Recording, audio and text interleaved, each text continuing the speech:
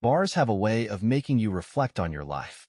Maybe it's the dim lighting or the hum of conversations blending with soft music, but it forces you to sit with your thoughts. That's exactly what I was doing that night, nursing a whiskey and replaying my life in my head. I was 40 years old, single, and successful by most people's standards.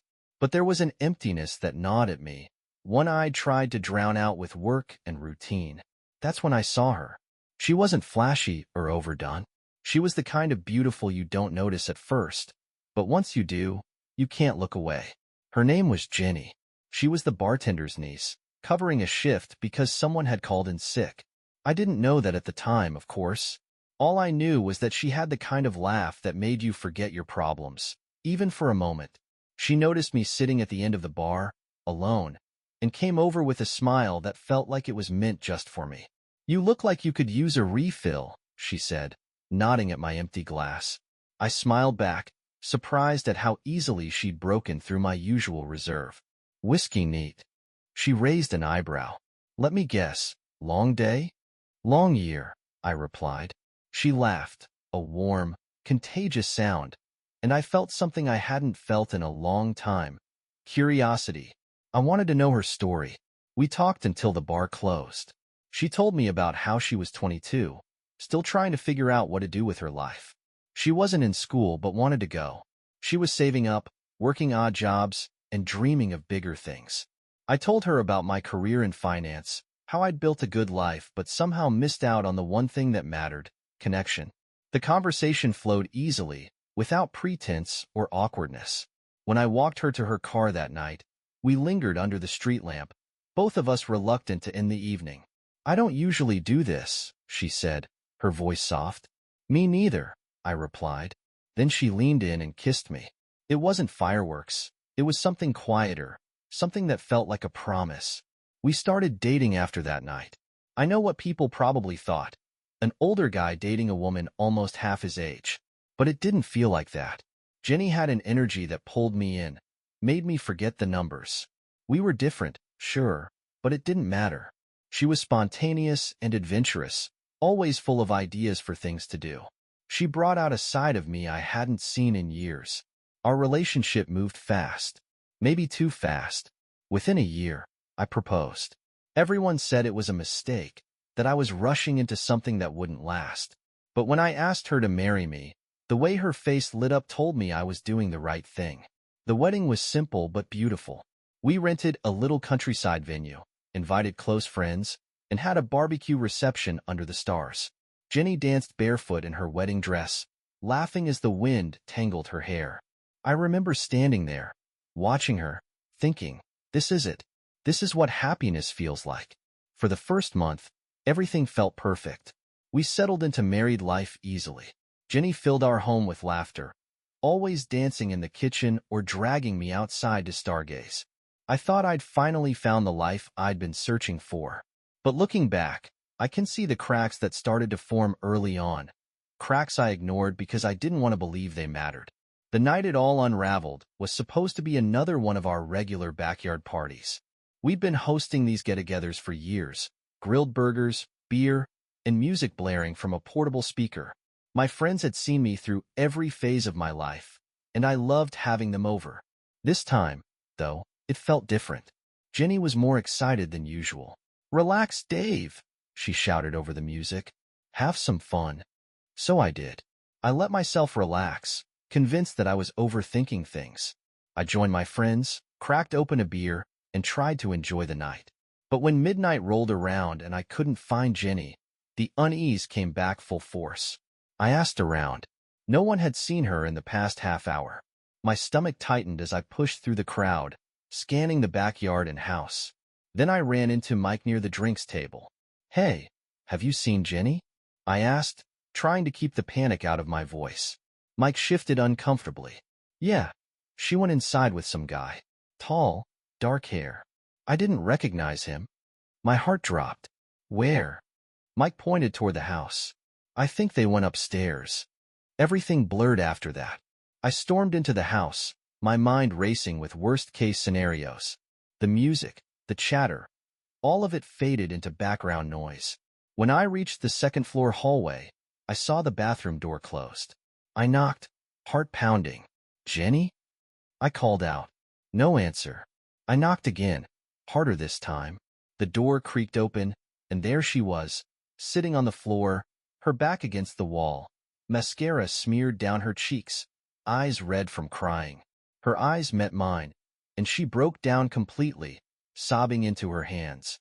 Seeing her like that, broken, sobbing on the bathroom floor, it felt like the world had gone completely still. I knelt down, my breath shaky. "Jenny." My voice was barely above a whisper. "What happened?" She didn't answer right away. She just shook her head and cried harder. I reached out, gently brushing her hair out of her face. That's when she finally looked at me, and what I saw in her eyes wasn't just regret, it was devastation. "I ruined everything," she choked out, her voice raw. I was so stupid. My heart pounded as I tried to make sense of her words. "What do you mean?" "Jenny, talk to me." She took a shuddering breath, and then the words came out, the ones I wasn't ready for. I slept with him." I pulled back as if her confession had physically hit me. My mind went blank for a second. I heard the words, but I couldn't process them. I stared at her, waiting for her to take it back, to say it wasn't true. But she didn't. Instead, her face crumpled even more. "I didn't mean for it to happen," she whispered. "I was drunk." He kept flirting, and I was stupid. The weight of it all settled on my chest, making it hard to breathe. "You," my voice cracked. "You slept with some random guy at our party?" She nodded, tears streaming down her face. I didn't know what I was doing. "You knew enough to make a choice," I snapped before I could stop myself. "You knew enough to destroy us." She flinched like I'd struck her, and I hated myself for the way my words came out, but I couldn't stop. The pain was too raw, too fresh. I stood up, pacing the narrow bathroom, trying to figure out what to do. The walls felt like they were closing in. "Why?" I muttered, more to myself than to her. "Why would you do this?" She hugged her knees to her chest, rocking slightly. "I felt trapped," she admitted. "I felt like I wasn't enough. Like you didn't see me anymore." Her words stunned me. "What are you talking about? I married you, Jenny. I chose you." Her eyes flickered with something. Resentment. "Maybe. You married me, but after that, it felt like I became part of your routine. Like I was just there." I wanted to argue, to tell her she was wrong, but some part of me knew she believed every word she said. "You're saying this is my fault?" I asked, my voice trembling. "No," she cried. "I'm not saying that. I felt like I was losing myself. I didn't know how to handle it." I sat down on the edge of the bathtub, burying my face in my hands. The room was silent except for her quiet sobs. We stayed like that for what felt like hours, me trying to make sense of how everything had fallen apart and her drowning in guilt. Finally, I stood up. "I need some air," I muttered. "Dave, please," she begged, reaching for my hand. "Don't leave me." I pulled away. "I'm not leaving. I need to think." I walked out of the house, past the lingering guests who were still too drunk to notice the tension. The cool night air hit me like a slap, but it didn't do anything to clear my mind. I sat down on the porch steps and stared at the stars, trying to remember how the night had started. How happy we'd seemed just a few hours ago. Eric found me sitting there, a beer in his hand and a look of concern on his face. "You all right?" he asked, sitting down beside me. "No," I said flatly. "Jenny," she cheated. He winced, visibly uncomfortable. "Damn, man. I'm sorry." I nodded, my throat too tight to say anything else. We sat in silence for a while before Eric finally spoke again. "What are you gonna do?" I swallowed hard. "I don't know." When I went back inside, Jenny was sitting on the couch, her face pale and puffy from crying. She looked up at me with pleading eyes. "I'll do anything to fix this," she said quietly. I stood there, my heart at war with my mind. "You can't take it back, Jenny. You can't undo it." "I know," she whispered, "but I don't want to lose you." "You already have," I muttered, and I saw the hope in her eyes die. She broke down again, but this time, I couldn't bring myself to comfort her. I felt hollow. The next few days were a blur. We avoided each other in the house, tiptoeing around the aftermath of her betrayal. I wanted to scream, to cry, to smash something. But instead, I stayed quiet, letting the pain fester. On the third day, I packed a bag. She watched from the doorway, her face stricken with panic. "Where are you going?" she asked. "I need space," I said simply. Her voice cracked. "So, that's it?" "I don't know," I replied honestly, "but I can't stay here right now." She didn't try to stop me. She just nodded, tears streaming silently down her face. I stayed at Eric's place for a week. He didn't ask questions. He just handed me beers and distracted me with pointless movies. But at night, when the world got quiet, I couldn't escape the memory of her on that bathroom floor, confessing what she'd done. The next time I saw Jenny, she looked different, tired, defeated. She was sitting at the kitchen table when I came home to grab some things. "We should talk," she said softly. I sighed, sitting down across from her. "Yeah, we should." She took a deep breath. "I know I messed everything up. I don't expect you to forgive me, but I need you to know I still love you." I stared at her, my chest tightening. "Love isn't enough, Jenny. You broke something that can't be fixed." Her eyes filled with tears. "Is there any chance?" I shook my head slowly.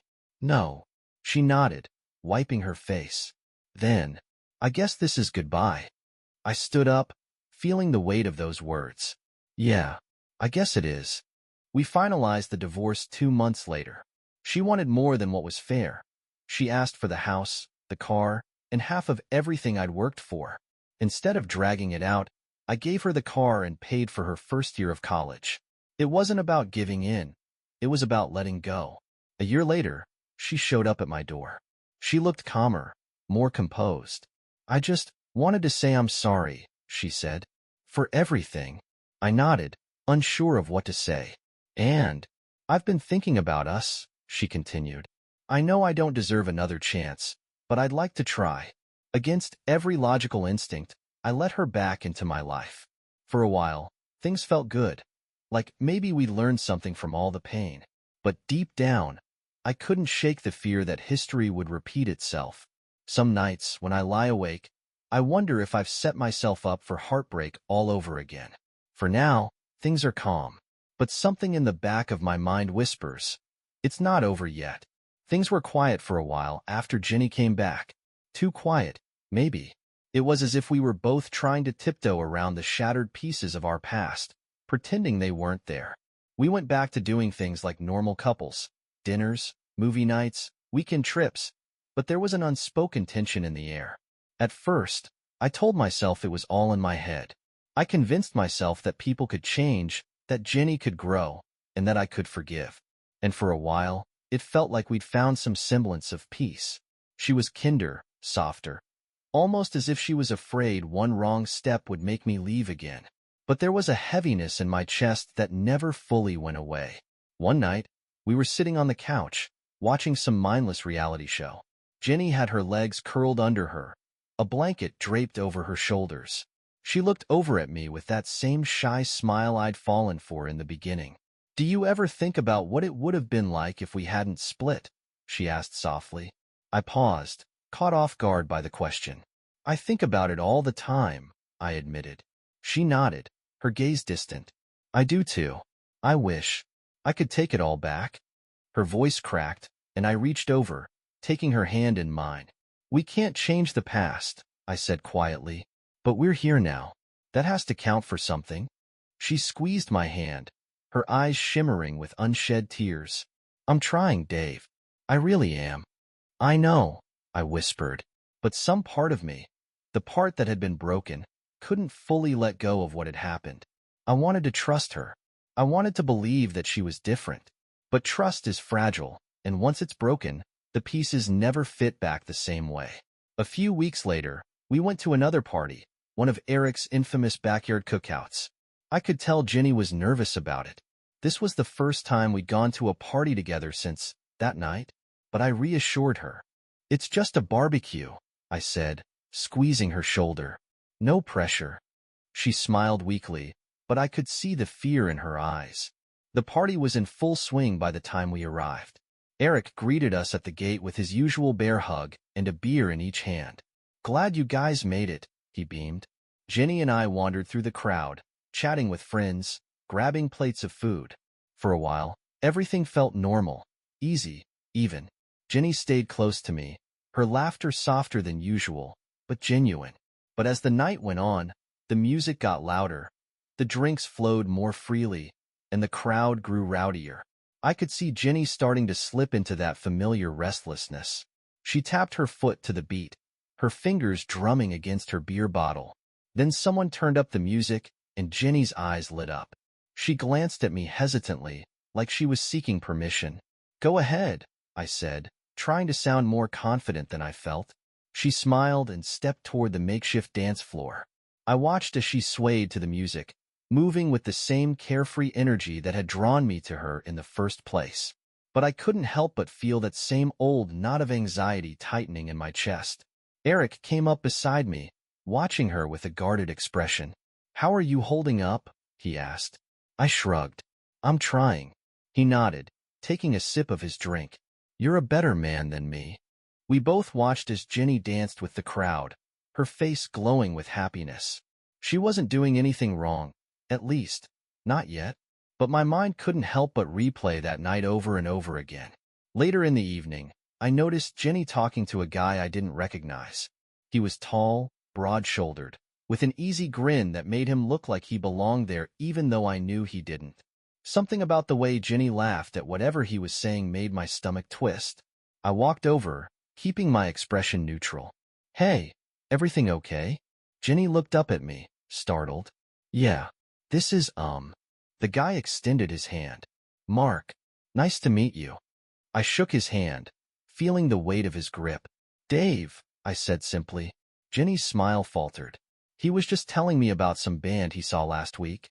I forced a nod, though every instinct in me was screaming. "Cool." Mark excused himself after a few awkward seconds, sensing the tension. Jenny exhaled, rubbing her arm. "Dave, I wasn't." "I know," I said quickly, cutting her off. "It's fine." But it wasn't fine. I could feel the cracks widening.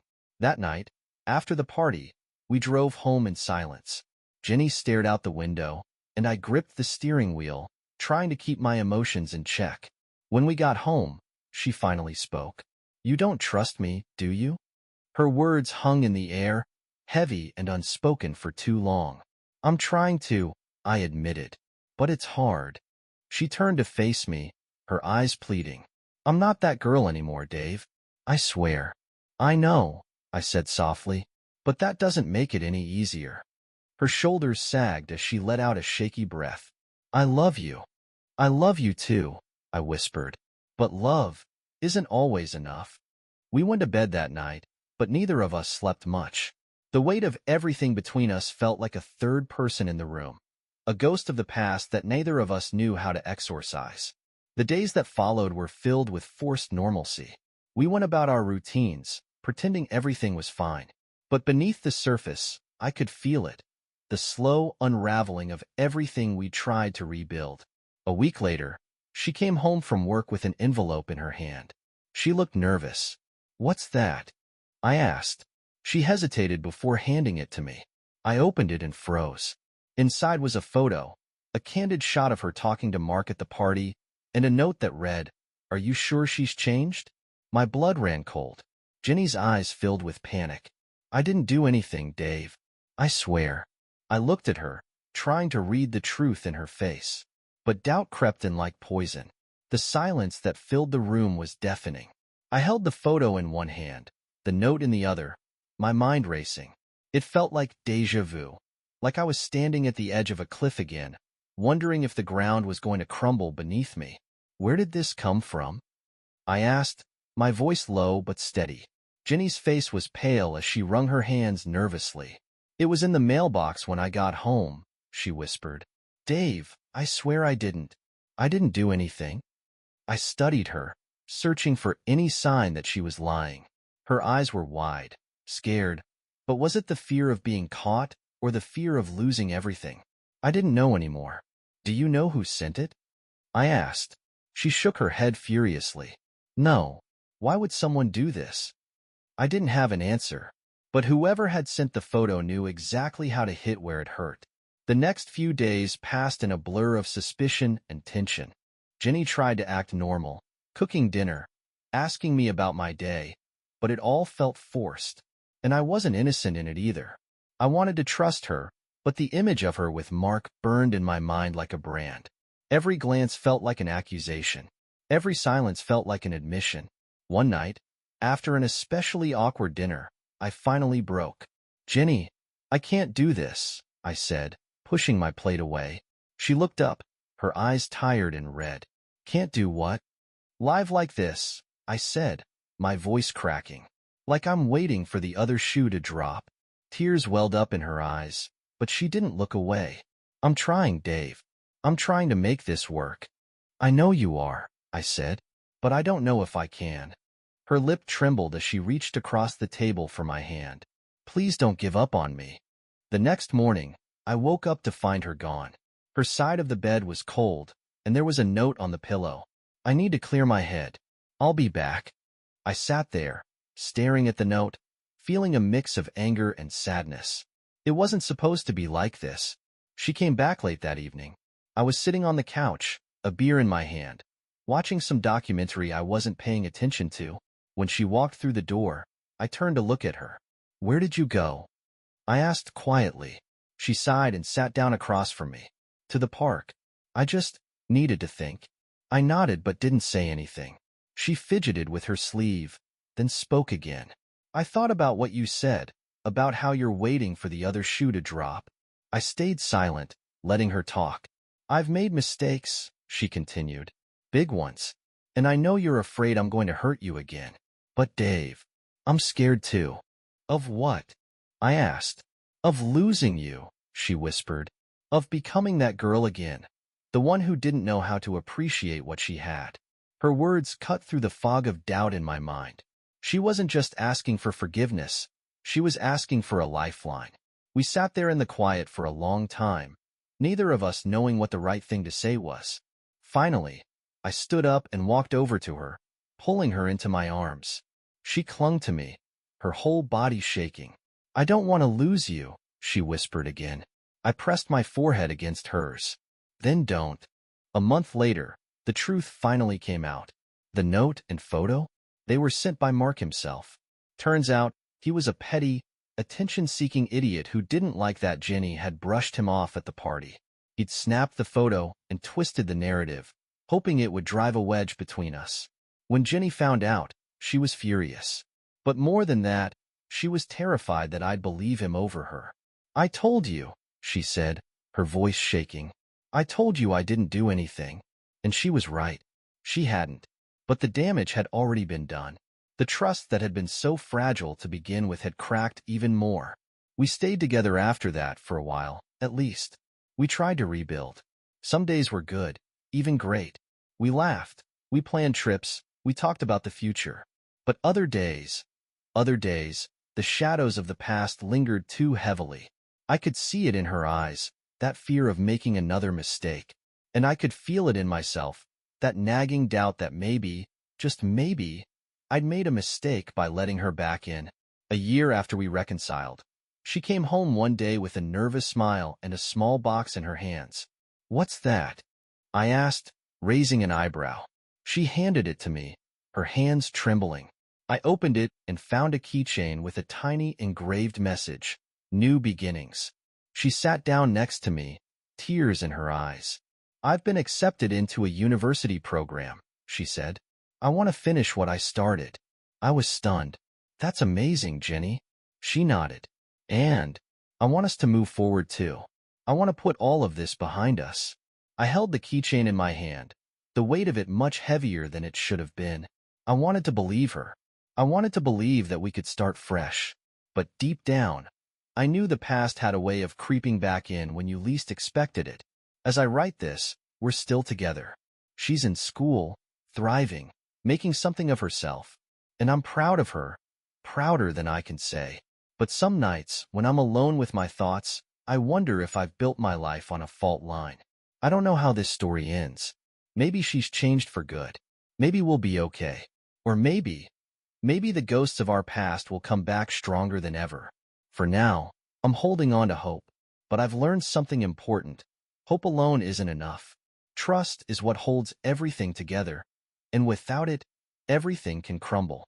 Only time will tell if this time will be different.